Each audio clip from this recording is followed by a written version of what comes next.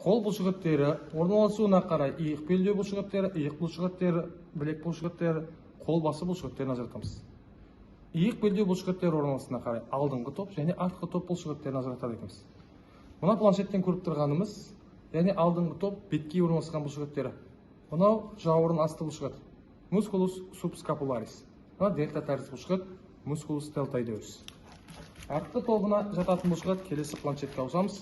Бұл жерде көріп тұрғанымыз қылқан үсті бұлшықет, мускулус супраспинатус.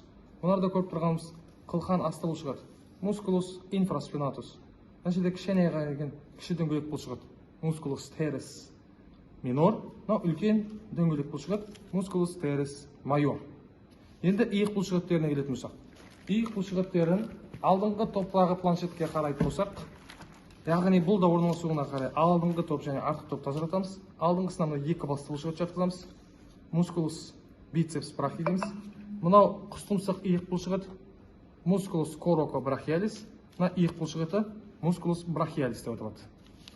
Артқы тобына иықтың жатқызады екенбіз біз үш басты бұлшықеттер. Мускулус трицепс брахи және шынтақ бұлшықеті мускулус анканеус. Келесі бізде білек бұлшықеттері. Білек бұлшықеттері де орналасуына қарай алдыңғы және артқы топ бұлшықеттерін ажыратамыз. Білектің алдыңғы топ бұлшықеттеріне дөңгелек пронатор, мускулус пронатор терес. Сосын білезіктің кәржіліктік бүккіші, мускулус флексор карпи радиалис. Алақанның ұзын бұлшықеті, мускулус пальмарис лонгус. Білезіктің шынтақтық бүккіші, мускулус флексор карпи ульнарис. Және иық кәржілік бұлшықеті мускулус брахио радиалис жатады. Енді білек бұлшықеттерінің артқы тобына қай бұлшықет жатады? Ол үшін артқы планшетті көрсетілген ашамыз. Бұл жерде білезіктің шынтақтық жазғышы жіңішке келіп тұрған мускулус мускулус экстенсор карпи ульнарис.